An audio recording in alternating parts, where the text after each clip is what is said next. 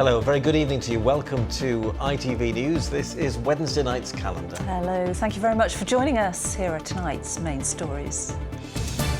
Please just give us the justice we need. The parents of teenage hit and run victim Bailey Chadwick today made this emotional plea close to where he was left for dead. No words can express how absolutely devastated we are. Bailey was just a normal, happy, outgoing 19-year-old lad. Please, if it's you, do the right thing and speak to the police. Turbulent times. An inquiry rules Leeds Bradford Airport has breached limits over night flights like these. Campaigners say it's long overdue. Some people say if you don't like it, move.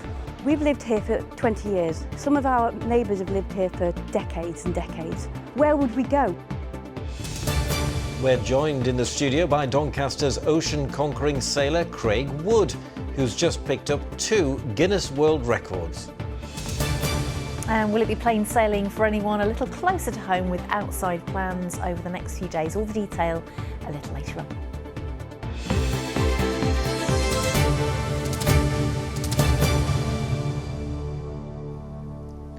Good evening.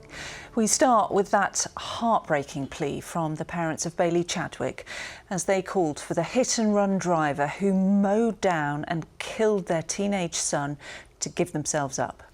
Bailey was walking home after working a shift at the Royal Oak pub in Pateley Bridge when he was hit. The 19-year-old was left in the road to die and was eventually found tragically too late by one of his friends. So far, police have made no arrests or found the vehicle involved. Fraser Maud has been following events in the village, including an emotional public appeal from Bailey's parents.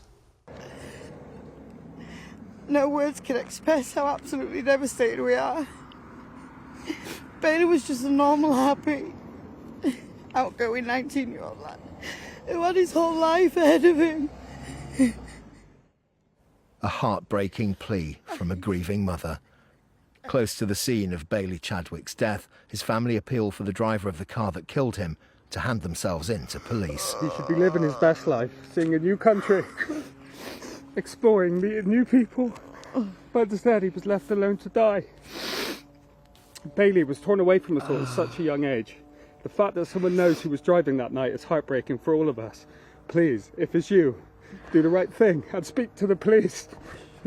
Please, if you have any information which will help, trace the person responsible. Please help. If you've any empathy within you whatsoever, it's the least you could do. Bailey, just 19 years old, was struck by a vehicle in the early hours of Sunday morning as he was walking home to Glasshouses from Pateley Bridge along the B6265. As he lay dying by the roadside, the driver who hit him drove away. As the driver of this vehicle, you may not have realised at the time you've collided with Bailey as he walked home. Now is the time to come forward. The grief endured by Bailey's family is further compounded by the fact that the driver has not yet come forward. I am now appealing directly to the driver of the vehicle to do the right thing for Bailey and his family and contact us immediately.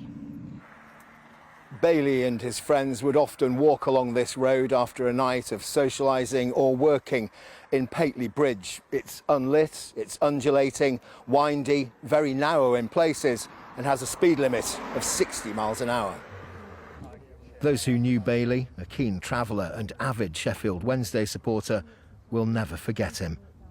Jack Lumley was probably the last person to see his friend alive. He finished work at about 8:30 at the Royal Oak, and then we stayed there till about midnight, having a few drinks and whatever, then went up to the club, left there at about 25 to 2, and then started walking up. I stopped off at mine, he carried on walking he does pretty much every night. He's fought out of it, and then 15 minutes after I left him, this happened. He was just a nice, smiley young lad, no one had a bad word to say about him. At the local church today, a moment of silent prayer for the popular young man whose death has stunned this small community.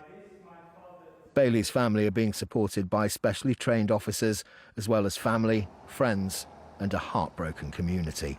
All of them desperately hoping the driver who killed him will do the right thing and come forward. Fraser Maud, ITV News, Pateley Bridge. Yes, a terribly sad story, and of course our thoughts are with Bailey's family, and let's hope there is some information that will come forward to the police. We will of course keep you up to date with any developments in that story. Now next to what campaigners are hailing a major breakthrough in their battle to curb the number of night flights, many of them in the early hours of the morning at Leeds Bradford Airport. It comes after a public inquiry found that airport bosses have been breaching the limits set out almost 30 years ago. But for those living under the flight path, it may be too soon to crack open the champagne, with LBA and Leeds Council currently reviewing the findings. Sally Patterson has the story. 11 p.m, midnight, 3 a.m. Flights arriving here at Leeds Bradford Airport. The sound of their engines ricocheting for miles around. But now a public inquiry says the airport's been flouting flying rules and has to stop. Victoria Smith moved to Kirkstall to enjoy the sounds of nature. Instead, the sound of engines keeps her up at night. Some people say if you don't like it, move. We've lived here for 20 years. Some of our neighbours have lived here for decades and decades. Where would we go? The airport argues modern planes are much quieter than they used to be, and the rules should reflect that. But Victoria's sound monitor tells a different story. A plane's coming over right now. You can hear just how loud that is for residents living here in this flight path. Sometimes up to 16 times each night between 11 p.m. and 7 a.m. They say enough is enough. The noise has to stop. No more night flights, we need sleep. This morning, campaigners hoping that could soon become a reality. We think there's going to be a reduction of 700 flights per summer season, and that's great for people living under the flight path, but it's also good for the environment and the Leeds area as a whole. So how did we get here? 1994, Leeds City Council sets a cap of 2,920 night flights per summer. In late 2023, LBA applies to reinterpret the rules. The council rejects that bid. In March this year, a public inquiry is held in Leeds to examine the legal dispute. And this month, the cap is upheld. What I really want to see is the council treating the business of the airport as they would any other business that's breaking its rules, and enforce what we've gained. This comes as the airport opens a brand new terminal, part of a £100 million expansion.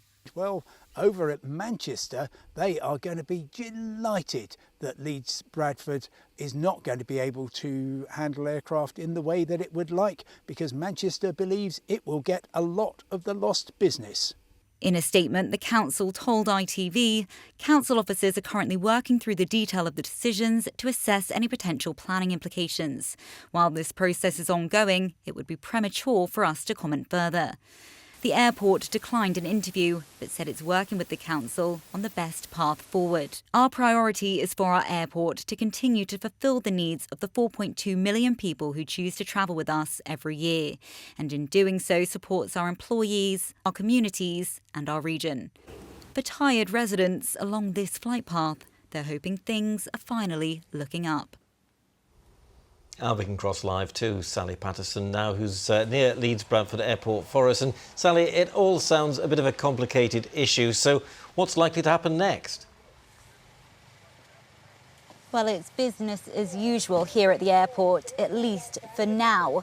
Campaigners have been celebrating today as a win, but for the bosses here at the airport, it might dampen ambitions to bring business to the area. Each separate airport is governed by its own local authority, and that means even across our region, there could be huge variety in how many flights you hear over your head as you try and get some sleep. Sally, live at Leeds Bradford Airport in the rain for us this evening. Thank you. You're watching ITV Calendar. Still to come, anything but plain sailing. A snapped mast and broken prosthetic hand were just some of the hazards in his world record voyage. Doncaster's Craig Wood will be joining us to tell us much more. And sunny spells 1 minute, cloudy the next. Very up and down our weather over the next few days, but definitely drier and definitely not cold. All the detail a little later on.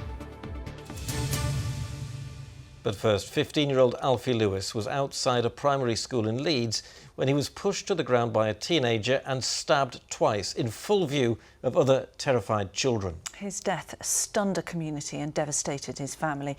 But now his aunt has vowed that in Alfie's name, young people will learn the lethal consequences of carrying knives. She's joined the latest push to tackle violent crime, led by the Mayor of West Yorkshire. Michelle Lewis has been speaking to Michael Billington. A 14-year-old boy on his way to class, concealing a deadly weapon. A weapon which Bardia Chajayafard would later use to murder another teenager. 15-year-old Alfie Lewis was stabbed to death as pupils made their way home from school in Horsforth in Leeds in November 2023. The victim of what witnesses described as a one-sided and unprovoked attack. He was a gift and a blessing, and that's gone. So, you know, no grandchildren for mum and dad, no nephews, nieces, nothing. We don't have anything, it's gone. Alfie's aunt Michelle says the passage of time has done nothing to diminish the sense of loss her family is suffering. But now she's determined to channel that loss into tackling the root causes of knife and violent crime.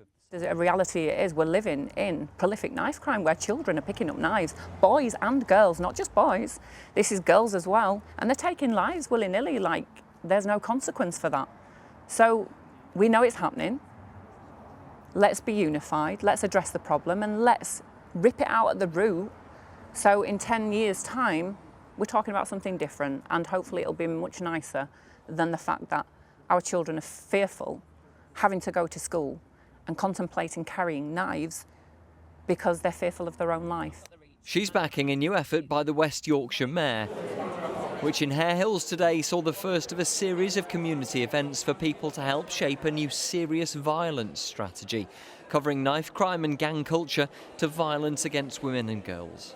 When we live in a society where children carry knives because they're scared of other children carrying knives, how is talking about it going to take knives out of the hands of those that are willing to use them?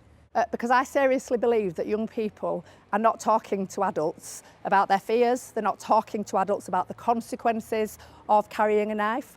No matter what the police are doing, people are dying, young people are dying, and that is non-negotiable for me. So let's keep on doing that great work with the police, but let's have a proper conversation with our young people about the issues affecting them, listen to them, and then act. Michelle's also working with Alfie's friends to produce a film and music to help spread the anti-knife crime message in schools.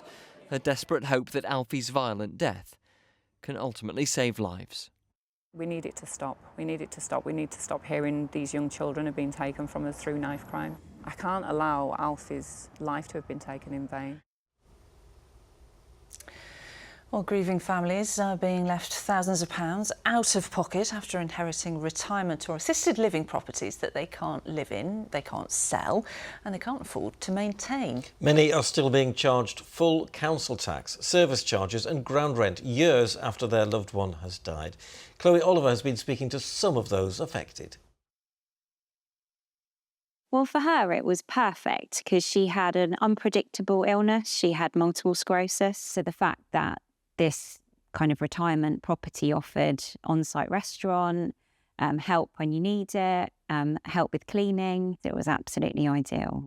When Charlotte's mother, Carol, moved into her retirement flat, it seemed the obvious decision. But after her death, Charlotte was faced not just with the grief of losing her mother, but with an ever-growing debt in her absence. She inherited her retirement home, along with its eye-watering service charge. I can't move on. I can't put closure to losing my mum because every day I need to fight this battle.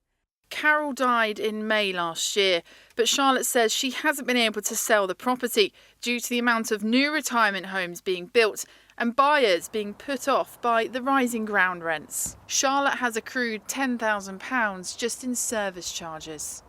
That's monthly fees for cleaning, heating, water, maintenance and staffing for an empty flat.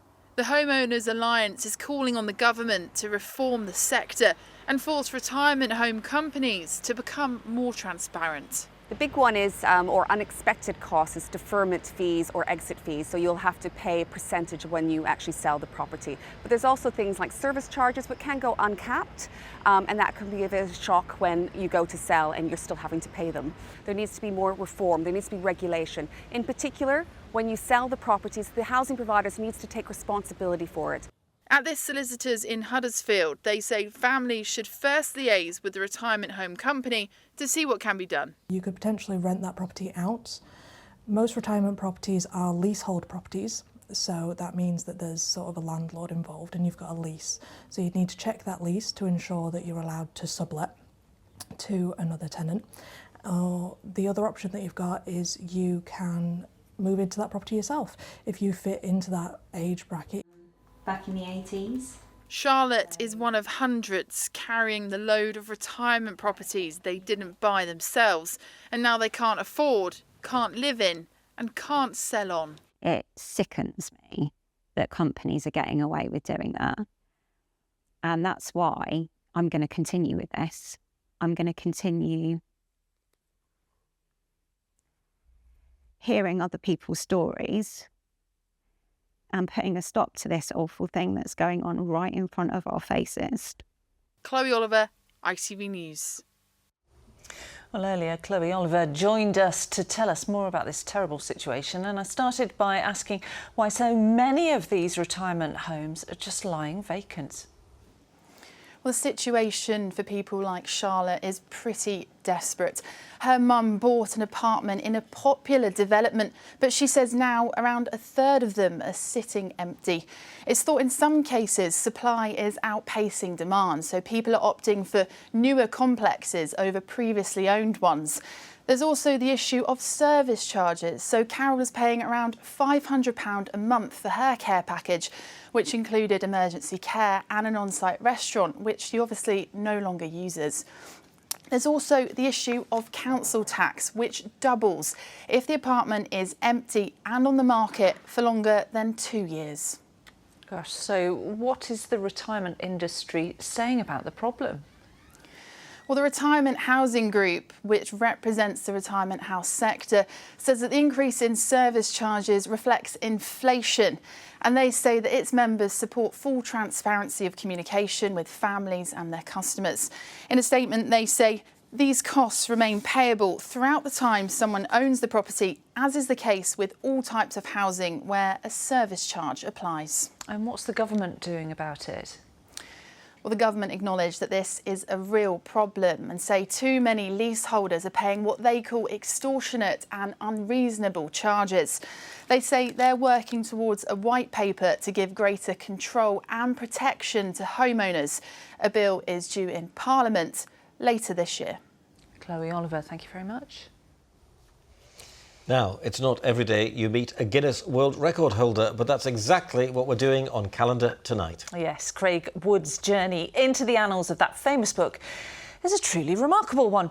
Now, Craig, who's from Doncaster, was just 18 when, as a rifleman serving in Afghanistan, he lost both legs and his left hand in a bomb blast. Now, after 20 operations and 4 years of rehab, he wasn't only walking again, but he was also learning how to sail. Yes, incredible. Well, last month he sailed non-stop across the Pacific by himself. And only last night he was given 2 official records for his endeavour. We're so delighted to have you as part of the Guinness World Records family. So congratulations, you are officially amazing. Well, I'm delighted to say that Craig dropped into the studio a little earlier to tell us how he was feeling about it all. I struggle to put it into words. I often just lay in my bed on a night and I'm just like, man, this is really cool. Like, I've just broken 2 world records. Like, I'm back with my family. Yeah, I suppose that's why a lot of people scream and shout and woohoo, because you can't put it into words. But yeah, I go internal. I am just very proud of myself, and it's one of those where I can't put it into words, really. You should be very proud. And of course, doing something like that, of course, there's going to be problems along the way. So what were the more scary, traumatic moments that you endured? Well, first off, my engine broke the first week into the sail, so it was very difficult because when you get to land, you need your engine. It's not difficult when you're sailing. You're okay then. You're like, okay, I've got to fix it, and it's going to take me X amount of days to fix. When you get to land, then that's when I was like, no, I'm going to need my engine. A sail, one of my front sails went under the boat. That's very bad, because if you can't recover the sail, you have to cut it and let it be on its own, and then you're very slow. Fortunately, I retrieved it, but just to make sure that I was skilled at doing it, I did it again. So that went under the boat twice. My boom came off, had to reattach that, and then my hook snapped off my arm. But for your prosthetic to break, how did that impact you? Yeah, I do utilise the hook quite a lot, especially when I'm pulling ropes. So I either tie a rope around it and then pull two-handed, or I double it up and then pull. And there was a moment where I was pulling a sail in, and I'd like just naturally went for the motion and I missed it. And I was like, oh no. Okay, so I had to, on the fly, think of a new technique on how to get the sail in. Fine, I did it, it was okay. And yeah, I just actually... Being alone out there, being that solitude. Yeah, it's great. I like it, yeah. I feel a lot closer to the universe, to nature, and in many ways I felt lonelier being in Doncaster, surrounded by friends, sat in the house on my own, than in the middle of an ocean on my own. But you've been missing your family though. Absolutely, yeah. So the solitude is great, but it would have been dangerous having my children on board for 90 days. So that's why I went on my own. But the overwhelming missing my children and just longing to be back with them was, unbearable sometimes. And I'm very fortunate that I had Starlink, so I could call them every day, and that was really nice, because if I didn't have that, I think it would have been a much shorter trip. And you've been raising money as well, haven't you, the whole time? I have indeed, yeah. So for Blesma and Turn Starboard, I was trying to raise 50,000, but we broke that barrier, which is really nice. And I know for a fact that they help thousands of veterans every year. So the money's going to go to incredible things and do incredible stuff for other veterans like myself. With that in mind, what's next for you, Craig? Just being a present husband and father. Yeah, third baby's on the way in October, and so yeah, I'm gonna be a dad for a bit. Yeah, that's great news. We wish you all the very best. Thanks ever so much for coming in and telling us your story again. Thank you so much, guys. Thank you, Craig. Thank you. Yes, going to be a dad. Best job in the world. Now, the ITV Evening News continues here at 6:30. Here's a look at what's happening with Mary Nightingale. Coming up, England's Euro semi-final victory saved by the subs. Now, just one match away from retaining their title. The BBC says it will air the MasterChef series featuring the departed stars John Turode and Greg Wallace. And a farewell to the Prince of Darkness. Tributes are paid to the Black Sabbath star Ozzy Osbourne. Well, do join me for those stories and more at 6:30. Thank you, Mary. Yes, I'll tell you what, we saw our reporter Sally, didn't we, at Leeds Bradford Airport a little while ago. She had a brolly up, Kera.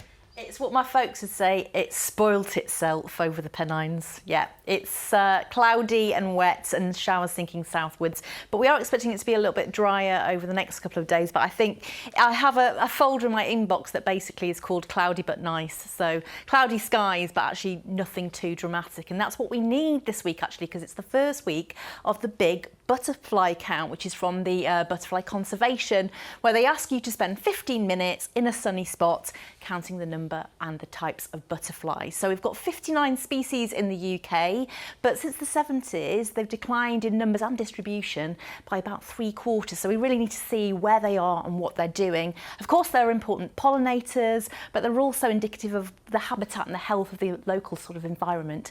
So we really need to just spend 15 minutes in one place, log what you see, and then log the actual butterfly. So you've already been doing it and sending it to me. So this is a common blue. A big thank you to Roy Briggs for that one. They're also, of course, in the gardens, the grasslands, the wetlands and the woodlands. This is a gatekeeper.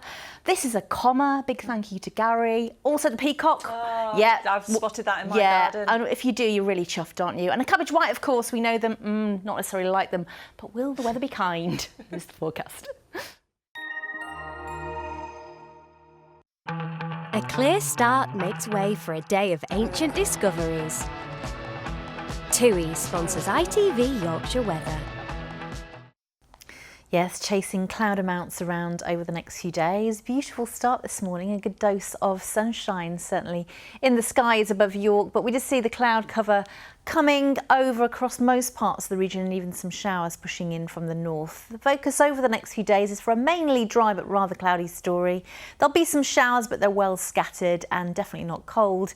Temperatures will be average or above by day and by night. High pressure trying to nudge in from the southwest, but around the high as we head closer towards the weekend. There will be weak weather fronts at times, but hopefully nothing too dramatic for our parts of the UK as we head into the next couple of days.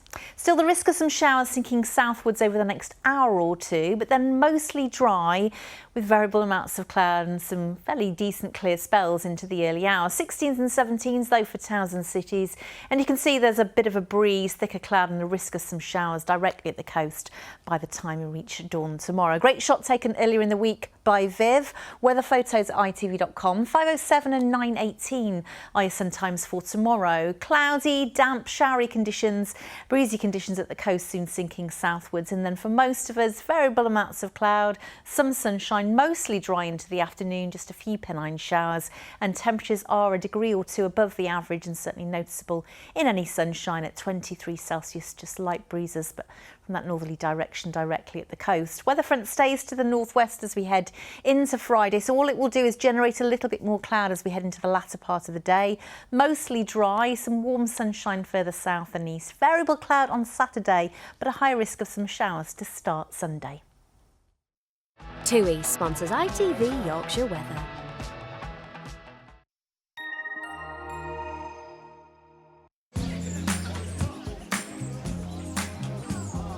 Making the most of summer.